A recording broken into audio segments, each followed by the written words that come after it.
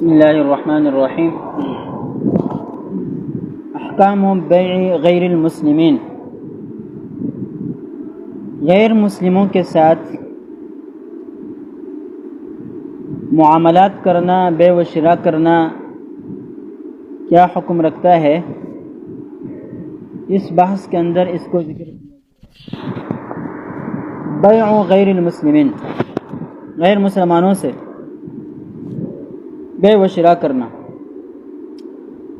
وَكَذَلِكَ لَا يُشْتَرَطُ لِصِحَّةِ الْبَيْعِ إِسْلَامُ الْمُتَعَاقِدَيْنِ، چونکہ یہ متعاقدین کی بات چل رہی ہے، یعنی وہ احکام جو متعاقدین سے وابستہ ہے ان کا یہاں ذکر ہو رہا ہے اس مبحث کے اندر یا اس باب کے اندر۔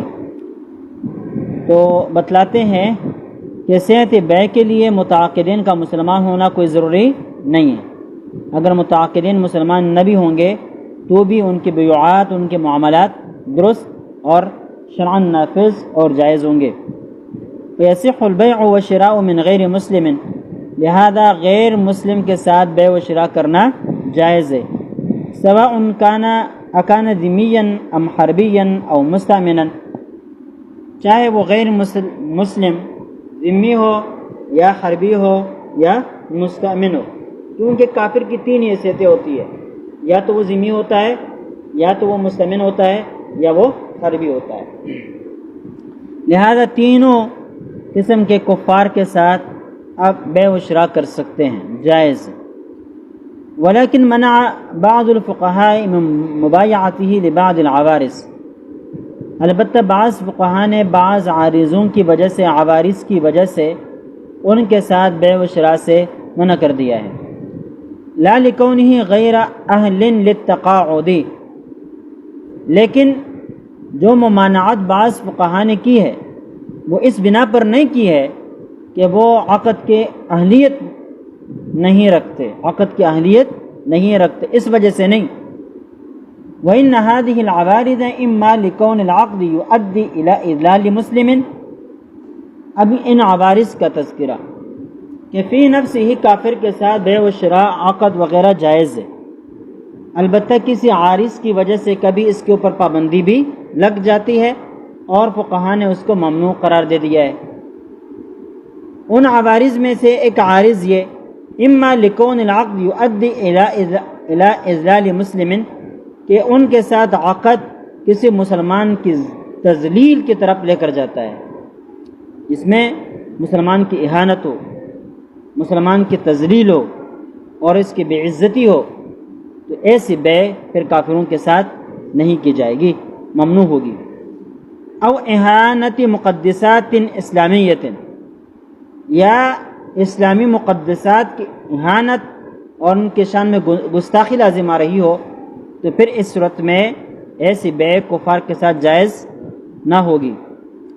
او اعانت المحارب علی محاربتہ للمسلمین، یا کافر جو محارب ہے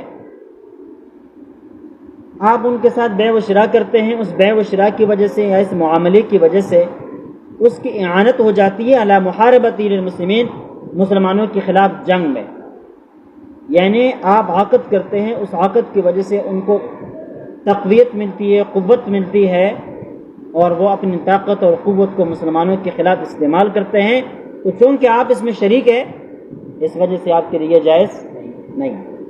سمجھ گئے بھائی؟ اس وجہ سے آپ نے دیکھا ہوگا کہ بعض مواقع پر علماء کرام جو ہے نا بائیکاٹ کا وہ کرتے ہیں، فتویٰ لگاتے ہیں کہ بھئی فلاں کے مصنوعات کی خریداری سے اجتناب کیا جائے، بائیکاٹ کیا جائے۔ تو یہ جیسے کہ ہم قادیانیوں کے جو مصنوعات ہے، چیزان وغیرہ بہت ساری چیزیں ہیں ان سے ہم بائیکاٹ کیے ہوئے ہیں، اس کی وجہ یہی ہے کہ جو نفع جاتا ہے وہ اسلام کے خلاف استعمال ہوتا ہے، اس لیے یہ جائز نہیں ہوگا، اس سے اجتناب کرنا اس بنا پر لازمی ہے۔ او معارضۃ المصالح السیاسیہ للاسلام، او معارضۃ المصالح السیاسیہ للاسلام والامت المسلمہ، یا اسلام کے مسلمانوں کے سیاسی مصالح کے خلاف کوئی بات سامنے آ جاتی ہو، یعنی اسلامی یا مسلمانوں کے مصالح سیاسی وہ ایسے ہیں جو اس بات کا تقاضا کرتے ہیں کہ کفار کے ساتھ بیعات نہ کیے جائے، تو پھر اس صورت میں کفار کے ساتھ یہ معاملات کرنا جائز نہیں ہوں گے۔ جیسے کہ کوئی زمانہ میں شیخ الہند رحمہ اللہ کی طرف سے ایک تحریک چلی ترک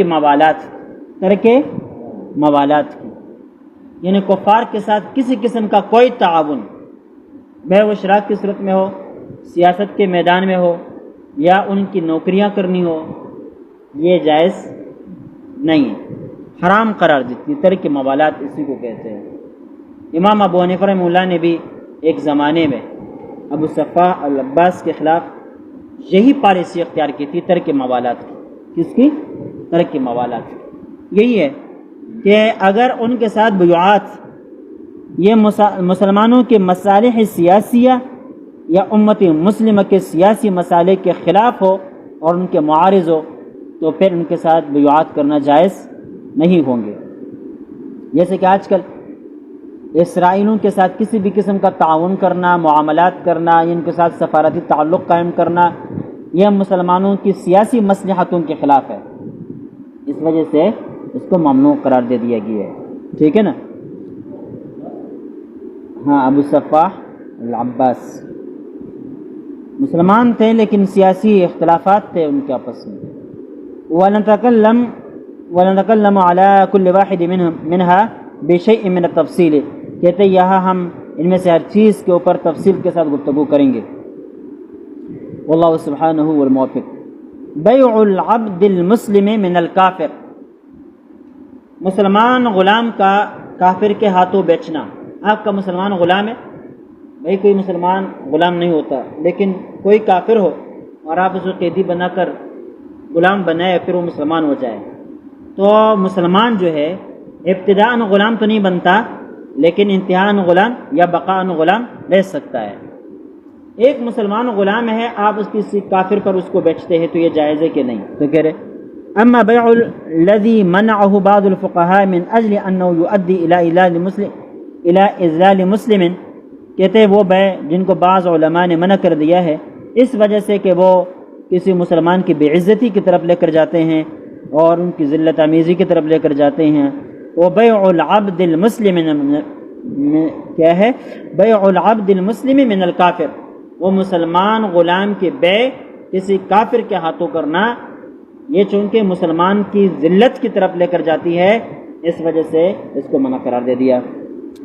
وفی اختلاف بین الفقہاء، کہتے ہیں اس میں فقہاء کا اختلاف ہے، ولیکن لا داعی لتفصیل مذاہبہم وادلتہم ہونا، لیکن یہاں پر ان کے مذاہب کو ذکر کرنا، ان کی تفصیلات، ان کے دلائل ذکر کرنے کی ضرورت نہیں ہے۔ کیوں؟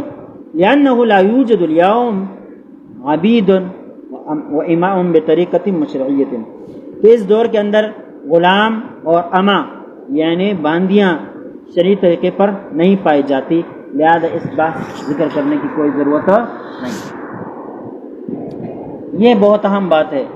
آپ سوشل میڈیا کے اندر دیکھیں گے نا، بہت ساری پرانی باتیں اٹھا کر لوگ اعتراضات کرتے ہیں کہ اسلام تو انسانیت کی آزادی کو سلب کرنے والا مسلک اور مذہب اور دین ہے، اور اس میں غلامی کا مسئلہ چھیڑ دیتے ہیں، یا عورتوں کا کہ پردے کا مسئلہ چھیڑ دیتے ہیں۔ بھئی ایک ہی چیز کا نفس جواز اور ایک ہی اس کا واجب ہونا، لازم ہونا۔ تو غلامی کا شریعت کے اندر نفس جواز ہے، کوئی واجب نہیں ہے کہ آپ وہاں غلاموں کو بنائیں، کوئی فرض نہیں ہے۔ ہاں اگر کسی نے بنا لیا شریعت کے مطابق تو وہ غلام بن جائے گا، بات سمجھ میں؟ رکھنا فی نفس ہی جائز ہے، کوئی واجب نہیں ہے۔ اور یہ اس وجہ سے کہ اس زمانے کے اندر غلام جو اسلام نے اس کا تصور دیا ہے، یہ بچاؤ کا ذریعہ تھا۔ اس زمانے میں ایک انسان کافر کو تحفظ فراہم کرنے کا بہترین ذریعہ یہ تھا کہ اس کو غلام قرار دے دیا جائے۔ کیوں؟ اس لیے کہ جو قیدی آپ کے پاس آتے ہیں، آپ کے پاس کئی راستے، نمبر 1 اس کو قتل کر دیا جائے، نمبر 2 اس کو مسلمان قیدیوں کے بدلے میں ان کا تبادلہ کرایا جائے، نمبر 3 فدیہ لے کر ان کو آزاد کر دیا جائے، نمبر 4 ہمیشہ کے لیے قید کے اندر جیل کے اندر ڈال دیا جائے۔ نمبر 5 ان کو آزادی دی جائے لیکن کسی ایک فرد کے ماتحت کر کے بھائی ان کے ساتھ نوکری کی طرح رہو۔ آپ بتائیں کہ اگر قتل کر دیتے ہیں تو ایک نفس بلا کسی وجہ تو کیوں قتل کرے؟ بہتر نہیں ہے کہ اس کو زندہ رکھے۔ اب آگے قیدیوں کا تبادلہ کیا جائے تو بعض صورتوں میں یہ فائدہ مند ہوتے ہیں تو ٹھیک ہے، بعض صورتوں میں فدیہ لے کر چھوڑ دینا یہ فائدہ مند ہوتے ہیں، قرآن پاک نے اس کا ذکر کیا تو ٹھیک ہے چھوڑو۔ بعض صورتوں میں اتنے خطرناک قسم کے قیدی ہوتے ہیں کہ ان کو چھوڑنا نہیں چاہیے ہوتا ہے۔ اب قید کے اندر ڈالے، جیل کے اندر ہمیشہ کے لیے ڈالے تو وہ کیا ہے؟ فضول جائے گا، نہ اپنے کام کا ہوگا نہ تمہارے کسی کام کے آئے گا۔ یاد ہے کہ 5ویں صورت اس کو غلام بنا دو اور اس کو مسلمان معاشرے کا ایک فرد بنا دو، اس سے کام بھی اور اس کو آزادی بھی ملے گی، آزاد جیے گا، جیا جائے گا، آئے گا۔ بس سمجھ میں نہیں ہے؟ ٹھیک ہے، تو یہ تو انسان کے لیے بہتر ہے بنسبت اس کو کہ اس کو جیل کے اندر ڈال دیجیے۔ آج جیلوں کے اندر ڈالتے ہیں 80 سال 70 سال۔ پچھلے سالوں میں پاکستان کے 1973 میں 71 میں جب بنگلہ دیش آزاد ہوا تھا اور پاکستان سے الگ ہو گیا تھا، اس زمانے کے قیدی آج تک بنگلہ دیش کے جیلوں کے اندر پڑے ہوئے ہیں، اور پچھلے سال آپ نے اخبارات کے اندر سنا کہ فلاں مر گیا فلاں مر گیا۔ تو اس سے بہتر یہ نہیں تھا کہ ان کو آزادی دی جائے۔ فرض کر لو اگر کافر ہوتے ہمارے پاس اور ہم ان کو غلام بنا لیتے تو اچھا ہوتا، یا ان کو جو کیا ہے جیلوں کے اندر ڈال کر ان کو گل سڑ کر اس طرح اذیت کی موت مرے۔ بات سمجھ میں ہی نہیں ہے۔ بہرحال کہ پھر بھی یہ نام چون کے غلامی کا ہے اور یہ آزادی کا ضد ہے، اس وجہ سے شریعت اس کو نفس جائز سمجھتی ہے کہ فرض اور واجب نہیں سمجھتی۔ بات سمجھ میں نہیں ہے؟ لیکن یہ تو پروپیگنڈا کرنے والوں اور لبرلزم کا ایک وہ ہے کہ جو چیزیں تھوڑی سی بھی قابل اعتراض بن سکتی ہے ان کو بار بار اٹھا دیتے ہیں، حالانکہ ان کے اوپر اتنا لکھا گیا ہے، اتنا لکھا گیا ہے، اتنا لکھا گیا ہے اور لکھنے کی ضرورت نہیں ہے۔ لیکن ملحدین کا سب سے پہلا جب پیج بنائیں گے، آئی ڈی بنائیں گے تو سب سے پہلے یہی اعتراضات اٹھائیں گے۔ دور حاضر کے جو متکلمین حضرات ہیں، علم کلام جدید میں اس کی بڑی ضرورت ہے، اس کی بڑی ضرورت ہے۔ وہ جو قدیم علم کلام ہے، اب ٹھیک ہے ان کے ذریعے سے آپ کو طاقت اور استعداد اور صلاحیت مل جاتی ہے، لیکن اب اس کی ضرورت نہیں رہی، ٹھیک ہے نا۔ علم کلام جدید کے اندر یہ الحاد کے تمام مسائل آ جاتے ہیں، اس سے آپ نے آپ کو آراستہ کر لینا چاہیے۔ دوسری بات یہ ہے کہ ہر زمانے کی اپنی اپنی اصطلاحات ہوتی ہے، کوشش یہ کرنی چاہیے کہ زمانے کی اصطلاحات سے آپ وابستہ ہو اور ان کو سمجھیں۔ بہرحال بیع المسح، اس سے یہ پتہ چلا کہ حضرت نے اس مسئلے کو، چونکہ اب اس زمانے میں اس کا عملاً کوئی فائدہ ہی نہیں ہے، لہذا اس کو چھیڑنا ہی چھوڑ دیا۔ لہذا جن مسائل کے بارے میں آپ واضح طور پر سمجھتے ہیں کہ یہ ضد پر قائم ہے، اس کا کوئی حل نہیں ہے، ان کو چھیڑنا بہتر یہ ہے کہ ان کو چھیڑا ہی نہ جائے، ٹھیک ہے۔ آپ جو ہے نا انشاءاللہ پھر میں آپ کو بتاؤں گا ایک کتاب یا اس کی ریڈنگ کریں گے انشاءاللہ، پڑھیں گے، ویسے اردو کی کتاب ہے فتویٰ لکھنے کے آداب اور اصول، وہاں مولانا ابو لبابہ شاہ منصور کی ہے، یہاں پر رکھی ہوئی ہے۔ اس میں بہت ساری ایسی بہترین قسم کے آداب لکھے ہوئے ہیں، بعض سوالات قبول کرنے کے ہوتے ہیں، بعض نہیں ہوتے ہیں۔ مثال کے طور پر انہوں نے ایک سوال لکھا ہے کہ 20 تراویح ہیں، نیا نمبر 8 تراویح۔ تھانوی صاحب سے سوال ہوا، انہوں نے کہا کہ 20 تراویح، یہ دلیل کیا ہے؟ کہتے ہیں فقہا پر اعتبار ہے کہ نہیں، فقہا پر اعتبار ہے کہ نہیں؟ اگر فقہا پر اعتبار ہے تو فقہا نے یہی لکھا ہے، قبول کر لو۔ اگر ان کے اوپر اعتبار نہیں تو میرے اوپر کیسے اعتبار ہے؟ اگر ان کی بات امام ابو حنیفہ کی لکھی ہوئی بات آپ کو قبول نہیں ہے تو میں جو بتاؤں گا وہ کیسے قبول کروں؟ لہذا ان مباحث کے اندر پڑھنے کی کوئی ضرورت نہیں۔ آپ ان سے کہہ دیں مانتے ہو فقہا نے لکھا ہے، اگر آپ کو فقہا کا اعتبار ہے تو مان جاؤ، نہیں ہے تو اپنی تحقیق کر لو، جاؤ جو چاہیں جس کے اوپر اعتبار ہو اس سے پوچھو۔ بات سمجھ میں ہی نہیں آئی؟ یہ تانوی صاحب کہہ رہے ہیں، یہ ہمارے اکابر ہیں، بڑے ہیں، آپ دیکھتے ہیں کہ سامنے والے آدمی کا مطلب اور مقصد صرف اعتراض ہے، عمل کے ساتھ اس کا کوئی تعلق نہیں۔ مولانا مفتی شفیع صاحب کل میں نے پوسٹ بھی لگائی، ان سے کسی نے پوچھا کہ یزید کی مغفرت ہوگی کہ نہیں ہوگی؟ کہنے لگے یزید کی مغفرت کے ساتھ آپ نے کیا کرنا ہے، اپنا سوچو کہ تمہاری مغفرت ہوگی کہ نہیں ہوگی۔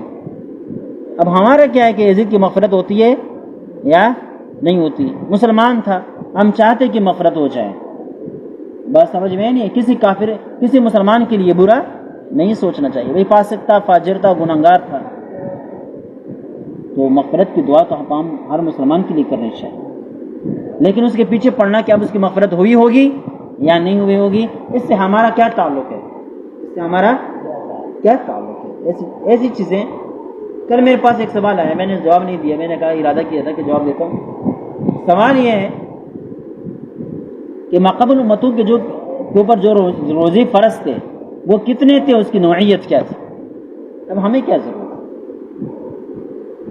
جتنے بھی تھے اس میں کوئی بھی نوعیت تھی؟ قرآن پاک نے ذکر کیا ہے کتب علیکم الصیام کما کتب علی الذین من قبلکم، ان کے اوپر روزے فرض تھے۔ اب ہمارا ان کے ساتھ کیا ہے بھائی؟ کیا تم اس دور میں چلے جاؤ گے؟ بس سمجھ میں نہیں ہے۔ تو یہ چیزیں جو ہے اس کی چھیڑنے کی کوئی ضرورت نہیں۔ بیع المصحف من غیر مسلم، قرآن پاک کے نسخے، قرآن پاک کافر پر بیچنا یہ جائز ہے کہ نہیں، یہ بحث کر رہے ہیں۔ اما منع البیع من غیر المسلمین لما فیہ من اہانت المقدسات الاسلامیہ، پہلا ذکر کیا تھا نا کہ اذلال مسلم، کہ جس چیز کے اندر، جس بیع کے اندر، جس عقد کے اندر مسلمان کی ذلت سامنے آ رہی ہو تو اس کی وجہ سے علماء نے پھر بیع کو منع کر دیا ہے۔ دوسری چیز مقدسات اسلامیہ کی توہین، جس بیع میں لازم آ رہی ہو تو وہ بیع بھی جائز نہ ہوگی، ان بیعات کا ذکر یا کر رہے ہیں۔ اما منع البیع من غیر المسلمین، غیر مسلمانوں کے ساتھ بیع کی ممانعت، لما فیہ من اہانت المقدسات الاسلامیہ، اس بنا پر کہ اس میں مقدسات اسلامیہ کی اہانت ہے، فیندرج فیہ بیع المصحف وکتب التفسیر والحدیث والفقہ من غیر مسلم، اس کے اندر یہ چیزیں لازم آ رہی ہے، قرآن پاک کا بیچنا، اور اس طرح تفسیری کتابیں بیچنا، حدیث کتابیں بیچنا، فقہ کی کتابیں بیچنا من غیر مسلم، کسی غیر مسلم کے اوپر۔ اب اگر اس کے اندر کیا ہے؟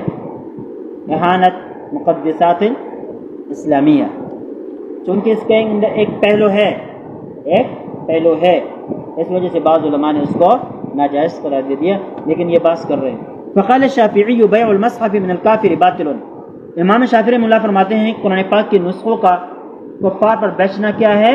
باطل ہے۔ باطل ہونے کا مطلب یہ کہ بیع منعقد ہی نہ ہوگی۔ وہ قول الحنابلہ، یہی حنابلہ کا مسلک ہے۔ اما الحنفیہ والمالکیہ، حنفیہ و مالکیہ کا مسلک، فقالوا البیع صحیح، بیع تو صحیح ہوگی، ویؤمر باخراجہ عن ملکہ، لیکن اس کو حکم دیا جائے گا کہ قرآن پاک کو جلد از جلد اپنی ملکیت سے نکالے، کسی اور پر بیچیں، ہدیہ کر لیں، کسی مسلمان کو دے دیں، کافروں کے ہاتھ میں نہ رہنے پائے۔ قال السرخسی، امام سرخسی فرماتے ہیں وعلی ھذا الخلاف، اس خلاف کی بنا پر الکافر اذا اشترى مصحفا، کوئی کافر جب قرآن پاک کا کوئی نسخہ خریدے، لا یصح الشراء عند الشافعی، تو یہ شافعی کے نزدیک یہ خریدنا ہی جائز نہ ہوگا، صحیح نہیں ہوگا، لأنه سيستخف به، ہو سکتا ہے کہ وہ اس کی کیا کر لیں؟ اہانت کر لیں، استخفاف کر لیں، اس کو ہلکا سمجھیں۔ فيرجع ذلك الى اذلال المسلمین، جب مسلمانوں کے مقدسات کی توہین ہوتی ہو، در حقیقت یہ مسلمانوں کی مقدسات کی توہین نہیں بلکہ خود مسلمانوں کی توہین ہے۔ کس کی توہین ہے؟ مسلمانوں کی بے عزتی ہے۔ وعندنا یصح شراؤہ، ہمارے نزدیک اس کی شراء خریداری جائز ہے، لأنه ليس في عین الشراء من اذلال المسلمین شیء، اس لیے کہ فی نفس ہی اس چیز کے خریداری میں مسلمانوں کی بے عزتی نہیں ہے، ذلت نہیں ہے۔ وکلامنا فی هذا الفصل اظہر، کہتے اس معاملے میں ہمارا جو کلام ہے وہ ظاہر تر ہے۔ فالکافر لا یستخف بالمصحف، اس لیے کہ کافر جو ہے قرآن پاک کی شان میں گستاخی نہیں کرتا، استخفاف نہیں کرتا، کیوں؟ لأنه يعتقد انه کلام فصیح، اس لیے کافر کو بھی اس بات کا اعتقاد ہے کہ یہ کلام فصیح ہے۔ وحکمہ بالغۃ، اور اس کے اندر جو حکمتیں ہیں وہ بالغ ہے، یعنی اعلیٰ مقام کی حکمتیں اس کے اندر ہے۔ وَإِن كَانَ لَا يَعْتَقِدُ أَنَّهُ كَلَامُ اللَّهِ، اگرچہ وہ کلام اللہ ہونے کی حیثیت سے قرآن پاک کو نہیں مانتے، لیکن نفس سے اچھی کتاب کے اعتبار سے وہ مانتے ہیں۔ میں نے ایک کافر کی کتاب دیکھی، وہ کہتے ہیں محمد صلی اللہ علیہ وسلم نے جو تصنیف کی ہے قرآن پاک کی صورت میں، وہ بلاغت و فصاحت کے اعلیٰ مقام پر ہے۔ وہ پھر اس نے ایک جملہ پڑھ کر پھر مسلمان بھی ہو گیا تھا۔ وہ قرآن پاک میں ہے نا، وہ سمندر کے جو منظر کشی کر رہے ہیں کہ لجین یہ یغشا ہو موج من فوقہ موج من فوقہ السحاب ظلمات بعضها فوق بعض درجات، آگے کیا ہے؟ اس طرح یہ آیت سے انہوں نے استدلال کیا۔ انہوں نے کہا کہ میں نے ایک ڈاکٹر تھا فرانس کا، ایک طویل عرصہ اس نے سمندر میں گزارا۔ کہتے میں MBBS ڈاکٹر بنا، لیکن ایک مرتبہ اتفاق ہوا میں سمندری جہاز سے کہیں چلا گیا، سفر کیا۔ تو وہ سفر مجھے اتنا پیارا، اتنا پسند اور اتنا اچھا لگا کہ میں نے ڈاکٹری چھوڑی اور سمندری جہاز میں نوکری اختیار کر لی، اور زندگی کا ایک طویل عرصہ اس نوکری میں گزارا۔ پھر جب عمر کا آخری حصہ ہوا، بوڑھا ہوا، تو کہتے ہیں میں نے فرانس میں جا کے ایک دیہات کے اندر ایک کلینک کھولی، اس کے اندر بیٹھا رہا، چونکہ تنہا رہتا تھا، تنہائی تھی، تو مطالعے کی طرف ذوق پیدا ہوا، مختلف مذاہب کا مطالعہ کرنا شروع کر دیا۔ کہتے آخر میں جا کے میں نے قرآن پاک کا مطالعہ کیا۔ اب دیکھ پورا قرآن پاک 17 پارے پڑھ گیا، اس کے لیے ہدایت نہیں، لیکن جب اس آیت کو پہنچا تو اس کے لیے ہدایت ہو گئی۔ اب ہدایت کا کوئی ہدایت کا لفظ تو اس کے اندر ہے ہی نہیں، ہدایت کا لفظ تو ہے ہی نہیں اس کے اندر، لیکن ایک واقعہ کی منظر کشی ہو رہی ہے، اور وہ اس منظر کشی سے اتنا متاثر ہو جاتا ہے کہ مسلمان ہوتا ہے۔ وہ کہتے ہیں کہ میں فصاحت و بلاغت کا خود بھی بڑا وہ ماہر ہوں، میں اگر اس مقصد کو جو اس قرآن پاک نے 2-3 لکیروں کے اندر بیان کیا ہے، اگر میں اس مقصد کو بیان کرنا شروع کر دوں تو ہزاروں صفحوں میں بھی بیان نہیں کر سکتا، لیکن قرآن پاک نے 2-3 لکیروں کے اندر وہ کچھ بیان کیا ہے، میں کیا کوئی ادیب جو ہے اس کا تصور تک نہیں کر سکتا۔ کہتے جب یہ آیت میں نے پڑھی تو میں نے مسلمانوں سے یہ پوچھا کہ تمہارے پیغمبر جس نے یہ کتاب لکھی ہے، جس کو تم محمد کہتے ہو، وہ کون سے سمندر میں سفر کرتا رہا ہے؟ تو مسلمانوں کے توسط سے پتہ چلا کہ ہمارے پیغمبر نے کبھی سمندر میں قدم ہی نہیں رکھا، کیونکہ عرب کی سرزمین پر کوئی سمندر ہے ہی نہیں۔ تو کہتے تب مجھے سمجھ میں آیا کہ یہ اس کا ذاتی کلام نہیں ہے، اور یہ کسی انسان کا کلام بھی نہیں ہے۔ کیوں؟ اس لیے کہ اس وقت جب ہر قسم کے وسائل، ہر قسم کے الفاظ، ہر قسم کا ذخیرہ آپ کے پاس موجود ہے، آپ جو ہے نا اس مقصد کو اتنی زیادہ وضاحت، فصاحت اور بلاغت کے ساتھ بیان نہیں کر سکتے۔ تو وہ وقت جب علم نہیں تھا، ادب اس کمال پر نہیں پہنچا ہوا تھا، تو وہ لوگ کہاں اس کو بیان کر سکتے ہوتے۔ لہذا مجھے یقین ہو گیا کہ یہ کلام کس کا ہے؟ کسی انسان کا نہیں ہے، پھر کس کا ہے؟ اللہ ہی کا ہو سکتا ہے، اور یہی ان کی اسلام لانے کا باعث اور نجات کا کیا ہے، اسلام لانے کا باعث بن گیا۔ تو بہرحال یہ قرآن پاک کے جو اندر جو مثالیں ہیں یہ ویسے خالی نہیں ہیں۔ یضل بہ کثیرا ویہدی بہ کثیرا، ٹھیک ہے، بہت سارے لوگ ان کے ذریعے سے گمراہ بھی ہوتے ہوں گے، لیکن بہت سارے لوگوں کے لیے ہدایت کا ذریعہ بھی ہے۔ بہرحال کہتے ہیں وَكَلَامُنَا فِي هَذَا الْفَصْلِ أَزْهَرُ فَالْكَافِرُ لَا يَسْتَخِفُ بِالْمَصْحَفِ، کافر جو ہے نا، سلیم الفطرت جو کافر ہوگا وہ قرآن پاک کی توہین، کسی بھی مقدس کتاب کی وہ توہین نہیں کرتا، لأنه يعتقد أنه كلام فصيح وحكمه بالغة وإن كان لا يعتقد أنه كلام الله، اگرچہ اس کو کلام اللہ ہونے کی حیثیت سے وہ تسلیم نہیں کرتے۔ فلا يستخف به، لیکن نفس کتاب اور معظم اچھی کتاب سمجھنے کی وجہ سے اس کا استخفاف نہیں کرتے۔ ثم يجبر على بيع المصحف، لہذا نفس اس کا خریدنا تو جائز ہو جائے گا، صحیح ہو جائے گا، البتہ پھر اس کے پاس ہم قرآن رہنے نہیں دیں گے، لأنه لا يعظمه كما يجب تعظيمه، اس لیے کہ بہرحال وہ اگرچہ توہین نہیں کرتا، لیکن جو مقام ادب کا ہے قرآن پاک کا، جو تعظیم کا حکم ہمیں دیا گیا ہے اس کے مطابق وہ تعظیم بھی نہیں کرتا، ادب کا لحاظ بھی نہیں رکھتا، اس وجہ سے اس کو مجبور کیا جائے گا کہ قرآن پاک کو اپنی ملکیت سے نکالو، بیچو، ہدیہ کر دو، کسی کو دے دو۔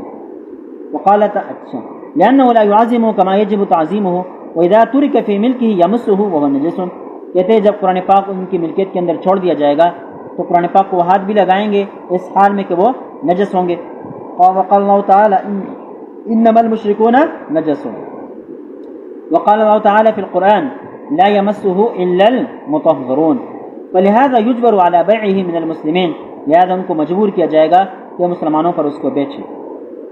والاصل في هذا الباب حدیث عبداللہ بن عمر رضی اللہ تعالی عنہ، کہتے ہیں اس بارے میں جو اصل ترین ماخذ اور دلیل بن جاتی ہے وہ حضرت عبداللہ بن عمر رضی اللہ تعالی عنہ کی روایت کردہ حدیث ہے، ان رسول اللہ صلی اللہ علیہ وسلم نہا، کہ نبی پاک صلی اللہ علیہ وسلم نے منع کر دیا ان یسافر بالقرآن الى ارض العدو، کہ قرآن پاک کو لے کر دشمنوں کے زمین کی طرف سفر کیا جائے، اس سے منع کر دیا۔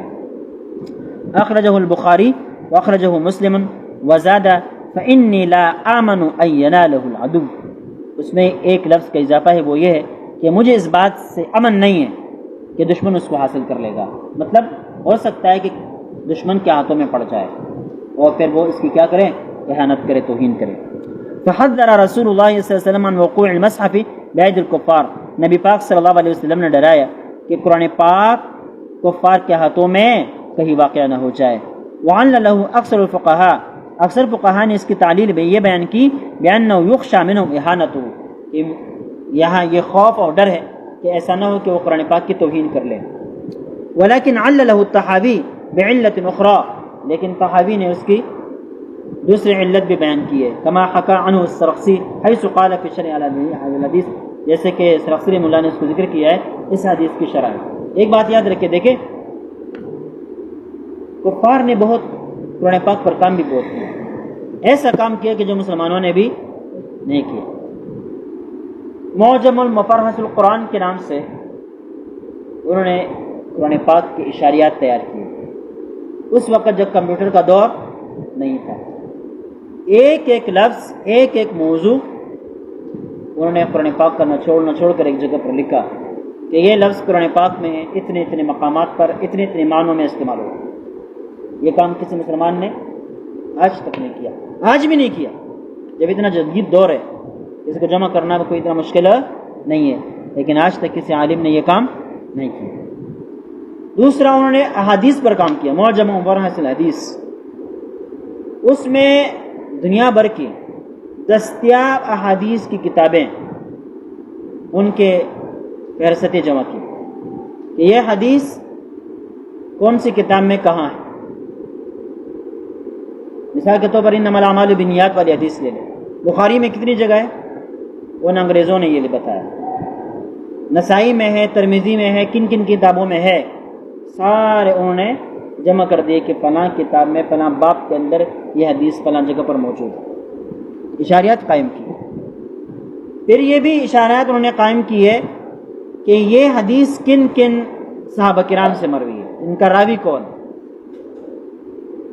کوئی لفظ کسی حدیث کے اندر آیا تو اس کی بھی وضاحت کر دی کہ یہ کون کون سی حدیث میں کس اس معنی میں استعمال ہوا، اور باقاعدہ ان کی کتابیں لکھی۔ اور پھر یہ کتابیں صرف احادیث کی کتابوں کی نہیں، جو مشہور شروحات اس زمانے میں پائی جاتی تھی ان شروحات کے بھی انہوں نے حوالے لکھ دیے۔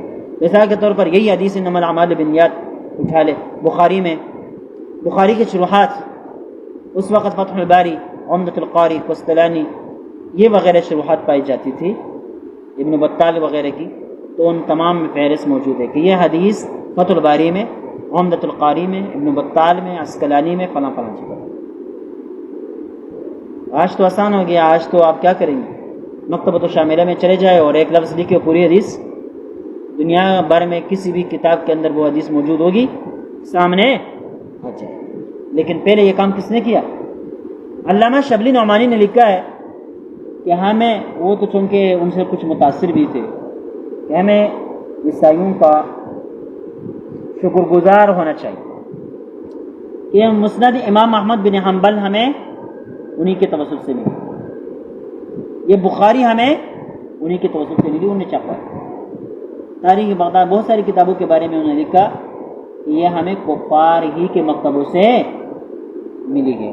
اب بات سمجھ میں آئی؟ کفار ہی نے ان کو چھپوایا ہے. اور ہمارے یہ موجم البلدان ہے نا، اس کا ترجمہ کیا ہے علم الصیغہ والے نے. جب وہ جزیرے انڈومین میں قید تھے نا، تو کفار نے ان سے کہا تھا کہ آپ کی رہائی کا سبب یہ بنے گا کہ تم اس کا ترجمہ کرو. کیا کرو؟ ترجمہ کرو. بعض حضرات کہتے ہیں کہ یہ جو شیخ الہند نے قرآن پاک کا ترجمہ لکھا ہے نا، تو یہ بھی کفار نے ان سے یہ کہا تھا کہ آپ قرآن پاک کا ترجمہ لکھ کے آپ پڑھو. اب بعض اس روایت کو مانتے ہیں، بعض نہیں مانتے، لیکن بہرحال اس قسم کی چیزیں ان لوگوں کے توسط سے ہمیں ملی. یاد ہے جو اچھی بات ہے تسلیم کر لینی چاہیے، جو غلط ہے تو نہیں ماننی چاہیے. بہرحال یہاں پر چونکہ یہ بات ضمن آ گئی ہے، یہ کوئی وہ نہیں ہے. تو یہ احناف کا مسلک بھی ہے کہ بھائی ان کے ہاتھوں خرید و فروخت جائز ہے، اس لیے کہ ہر کافر اہانت نہیں کرتا، ہر کافر اہانت نہیں کرتا. ابھی ایک کتاب چھپی ہے جامعہ اسلامیہ درویشہ میں تھی، 42 جلدوں میں ہے. ان کی کچھ جلدیں جو ہے عیسائیوں نے لکھی ہے، کچھ جلدیں عیسائیوں نے لکھی ہے. وہ ایک یونیورسٹی کے پروفیسر ہے، عیسائی ہے، اس کی ذمہ داری لگائی تھی کہ بھئی یہ حساب لکھے. ایک حصہ اس نے لکھا، ایک حصہ اس نے لکھا. طویل کتاب تیار ہو گئی تقریباً 42 جلدوں میں. پورا عربی کلام اس کے اندر جمع کیا ہے، نحو، صرف، منطق، بلاغت، فصاحت، تمام کلاموں کو جمع کر کے ایک کتاب بنا. تو اس کے اندر ان کا بھی حصہ ہے. اب بات سمجھ میں نہیں؟ باقاعدہ قرآن پاک سے استدلال کرتے ہیں کہ یہ مثال کے طور پر بلاغت سے متعلق کتاب لکھتے ہیں تو حوالہ دیتے ہیں قرآن پاک کا. آپ نے الف لیلہ و لیلہ پڑھا ہے؟ نہیں پڑھا؟ نہیں پڑھا. کفار کی لکھی ہوئی کتاب ہے، لیکن قرآن پاک کو استعمال کیسے کرتے ہیں، حیران رہ جائیں. بات سمجھ میں آئی نہیں؟ تو استدلالات کرتے ہیں. بہرحال والاصل في هذا الباب فحذر رسول الله صلى الله عليه وسلم وتعبير هذا ان يكون سفره مع جريدة خيل لا شوكة لهم. امام سرخسی رحمہ اللہ نے اس حدیث کی جو ممانعات کی وجہ بیان کی ہے نا، اس کی علت یہ بیان کی ہے ان يكون سفره مع جريدة خيل، کہ ان لوگوں کا سفر جو ہے ایک گھڑ سواروں کے قافلے کے ساتھ تھا، لا شوکت لہم، جن کو کوئی برتری حاصل نہیں تھی، شان و شوکت حاصل نہیں تھی. تو ان کو خوف تھا کہ بھئی چونکہ یہ ہو سکتا ہے کہ یہ پورا قافلہ کفار کے ہاتھوں چڑھے اور وہ قرآن پاک کی توہین کرے. ہکذا ذکر محمد، اس طرح امام محمد نے ذکر کیا ہے. وذکر الطحاوی ان هذا النهي كان في ذلك الوقت، طحاوی نے ذکر کیا ہے کہ یہ جو ممانعات ہیں نا کہ قرآن پاک لشکر والے اپنے ساتھ نہ لے کر جائیں، یہ اس زمانے کے ساتھ ہے. لأن المصاحف لم تقصر في ايدي المسلمين، اس لیے کہ اس زمانے میں قرآن پاک کے نسخے مسلمانوں کے پاس کچھ زیادہ نہیں تھے. وكان لا يؤمن اذا بقات المصاحف في ايدي العدو ان يفوت شيء من القرآن من ايدي المسلمين. وہاں یہ خوف ہوتا تھا کہ اگر یہ قرآن پاک کفار کے ہاتھوں میں چلا جائے گا تو ہو سکتا ہے کہ پھر مسلمانوں کے پاس اس قسم کا کوئی نسخہ نہ ہو اور قرآن پاک کا کوئی حصہ ظاہر ہو جائے. وَيُؤْمَنُ مِن مِثْلِهِ فِي زَمَانِنَا، کہتے ہیں ہمارے زمانے میں اس پر ہمیں کیا ہے، محفوظ ہے ہم لوگ، ہمیں اس کا کوئی خوف نہیں کہ کافر جو ہے نا قرآن پاک خریدے گا تو قرآن پاک کا کوئی حصہ مٹ جائے گا. ایسے کوئی خوف اس دور میں نہیں ہے. لِكَثْرَةِ الْمَصَاحِف وَكَثْرَةِ الْقُرَّاءِ، مصاحف بھی زیادہ ہے اور قراء قاری حضرات بھی کم نہیں ہے. وَإِنَّ الطَّحَاوِيَ وَلَوْ وَقَعَ مَصْحَفٌ فِي يَدِهِمْ لَمْ يَسْتَخِفُّوا بِهِ، تو امام طحاوی فرماتے ہیں وَلَوْ وَقَعَ مَصْحَفٌ فِي يَدِهِمْ، اگر قرآن پاک کا کوئی نسخہ کفار کے ہاتھوں میں پڑ بھی جائے، لم يَسْتَخِفُّوا بِهِ، تو ان کے استخفاف نہیں کرتے. لأنهم وإن كانوا لا يقرون بأنه كلام الله، اس لیے کہ اگرچہ وہ یہ اقرار نہیں کرتے کہ یہ اللہ کا کلام ہے، لیکن فهم يقرون، لیکن وہ اس بات کا اقرار کرتے بأنه أفصح الكلام بأوجز العبارات، کہ یہ فصیح ترین کتاب ہے مختصر عبارات کے ساتھ، وابلغ المعانی، اور بریق ترین معانی کے ساتھ. فلا يستخفون به، لہذا اس علم کی قدر کرتے ہیں اور ان کا استخفاف نہیں کرتے. كما لا يستخفون بسائر الكتب، جس طرح کہ باقی کتابوں کی وہ استخفاف نہیں کرتے ہیں. لیکن ما ذکرہ محمد اصح، لیکن امام محمد نے جو کچھ لکھا ہے وہ زیادہ صحیح ہے.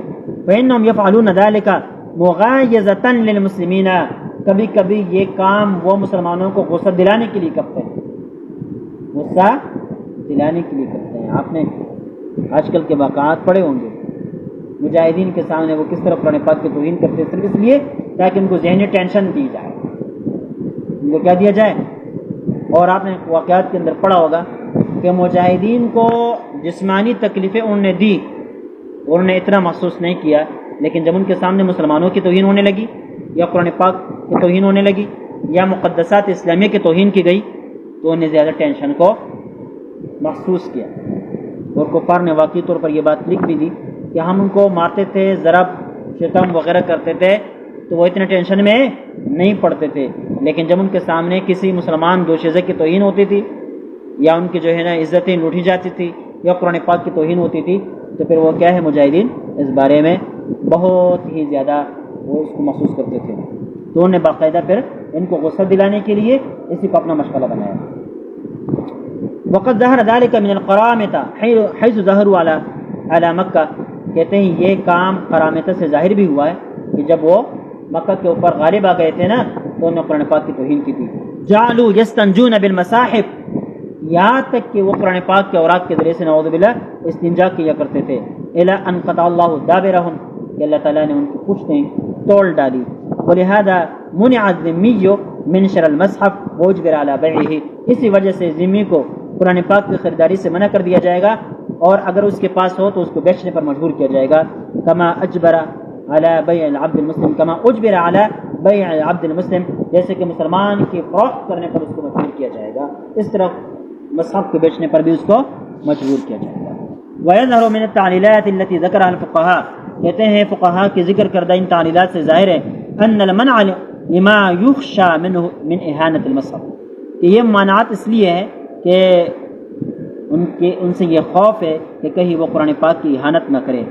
واستنبطوا من ذلك منع تمكنهم من تملك المصحف، لہذا انہوں نے استنباط کر دیا کہ اس سے کہ وہ قرآن پاک کے مالک بننے کی قدرت ہی نہیں رکھتے، کہ وہ قرآن پاک کے مالک بننے کی مطلب یہ کہ یہ ان کی ملکیت ہی قرار نہ دو تاکہ وہ کسی طرح اس کے اندر کوئی تصرف نہ کر سکے۔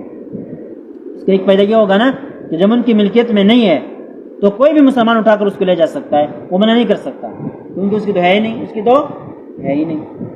ثم ان الشافعیہ والحنابلہ جعلوا مجرد تملکہم فی حکم الاہانہ، پھر شافعیہ نے اور حنابلہ نے یہ کیا ہے کہ کفار کا قرآن پاک کے اوپر ملکیت کا آ جانا ہی اہانت ہے، آ جانا ہی اہانت ہے۔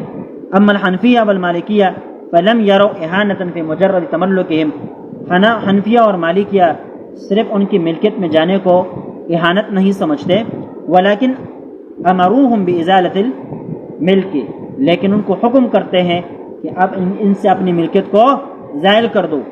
لأن بقاء المصحف فی ایدیہم، اس لیے کہ قرآن پاک کا باقی رہنا ان کے ہاتھوں میں ربما یؤدی الی الاہانہ، ہو سکتا ہے کہ اس کی اہانت کی طرف لے کر چلا جائے۔ فإنہم لا یعظمونہ کما هو حق، اس لیے کفار قرآن پاک کی ایسی تعظیم نہیں کرتے جیسے قرآن پاک کی تعظیم کرنے کا حق ہے۔ وَيَمُسُّونَهُ بِدُونِ طَهَارَةٍ، وہ اس کو بغیر طہارت کے ہاتھ لگاتے ہیں۔ وَلَكِنْ هذا التعليل الذي ذكره الحنفية على وجه الخصوص يدل على أنه إذا بقى الأمن من هذه المحظورات، کہتے ہیں جب فقہائے حنفیہ نے اس تعلیل کا ذکر اس بنا پر کیا، خصوصی بنا پر کیا، يدل على أنه إذا بقى الأمن، یہ اس بات پر دلالت کرتا ہے کہ اگر امن حاصل ہو من هذه المحظورات، ان ممنوعات سے، یعنی یہ امن ہو کہ یہ کافر قرآن پاک کی توہین نہیں کرے گا، آپ کو پورا امن حاصل ہے، تو فلا مانع من بقائی فی ایدیہم، تو پھر ان کے ہاتھوں میں اس کو باقی رکھنے میں کوئی مانع موجود نہیں ہے۔ خصوصاً اذا رجی منہم الاسلام، جب ان سے اسلام کی امید ہے کہ مطالعہ کرے گا مسلمان ہو جائے گا، تو پھر قرآن پاک کو ان کے ہاتھوں میں باقی رکھنا، باقی رہنا کوئی منع نہیں ہے۔ ولذلك جوز الحنفیۃ والشافعیۃ تعلیم الکافر القرآن، یہی وجہ ہے کہ حنفیہ نے اور شافعی نے کافر کو قرآن پاک سکھانے کو جائز قرار دے دیا ہے۔ کوئی کافر آپ کے پاس آئے اور کہے کہ بھئی مجھے قرآن پاک پڑھاؤ، تو آپ پڑھا سکتے ہیں، یہ جائز ہے۔ قال امام محمد فی سیر کبیر، امام محمد نے سیر کبیر کے اندر کہا ہے وَإِذَا قَالَ حَرْبِيُّ وَذِمِّيُّ لِمُسْلِمٍ، جب کوئی حربی کافر یا ذمی کسی مسلمان سے کہہ دے علمنی القرآن، مجھے قرآن پاک سکھاؤ، فلا بأس بأن يعلمہ او یفقہہ فی الدین، تو اس میں کوئی حرج نہیں ہے کہ اس کو قرآن پاک سکھائے یا اس کو دین کی فقاہت اور اس کی سمجھ اور اس کی تفہیم کرائے. لعل اللہ یقلب قلبہ، ہو سکتا ہے کہ اللہ تعالیٰ اس کا دل بدل دے. یہ تو اتنا لمبا ہو گیا. وقال السرخسی فی شرح، امام سرخسی رحمہ اللہ اس کی شرح میں فرماتے ہیں الا تری ان النبی صلی اللہ علیہ وسلم کان یقرأ القرآن علی المشرکین، آپ نہیں دیکھ رہے ہیں کہ پیغمبر علیہ الصلوۃ والسلام مشرکین کو قرآن پاک پڑھایا کرتے تھے. وبہ امرا، اور اس کا حکم آپ وسلم کو دیا گیا تھا. قال اللہ تعالی یا ایھا الرسول بلغ ما انزل الیک من ربک، اے پیغمبر جو آپ کو پر اتارا گیا ہے اس کی تبلیغ کرے، اس کو لوگوں کو پہنچائے. وفی حدیث عثمان رضی اللہ تعالیٰ عنہ کی روایت میں ہے ان النبی صلی اللہ علیہ وسلم، نبی پاک صلی اللہ علیہ وسلم نے فرمایا خیر الناس من تعلم القرآن وعلمہ، بہترین آدمی وہ ہے جو قرآن سیکھے اور سکھائیں. ولم یفصل بین تعلیم المسلمین و تعلیم الکفار، اس میں کوئی تفصیل نہیں ہے تو کفار کو سکھائے یا مسلمانوں کو سکھائے، بس قرآن سکھانا یہ بہترین عمل. وإذا كان يندب إلى تعليم غير المخاطبين رجاء أن يعلموا به أن يعملوا به إذا خطبوا، کہتے ہیں وإذا كان يندب، کہتے ہیں یہ مندوب ہے إلى تعلیم غیر مخاطبین، کہ جو لوگ مخاطب نہیں ہیں ان کو تعلیم دینا بھی مستحب اور مندوب ہے. رجاء، اس بات کی امید رکھتے ہوئے أن يعملوا به إذا خطبوا، ہو سکتا ہے کہ وہ اس کے اوپر عمل کر لیں جب ہم ان کو مخاطب بنائیں گے. جب وہ مخاطب بنیں گے تب وہ کیا کریں گے؟ عمل بھی کریں گے، یہ امید ہے. فلأن يندب إلى تعلیم المخاطبین رجاء أن يهتدوا به ويعملوا كان أولى، کہتے ہیں یہ زیادہ اس بات کا مستحب عمل ہے کہ مخاطب لوگوں کو بھی اس کی تعلیم دی جائے. رجاء أن يهتدوا به، ہو سکتا ہے کہ اس کے ذریعے سے وہ ہدایت پائے. ويعملوا، اور عمل کر لے. كان أولى، یہ زیادہ اولا اور بہتر رہے گا.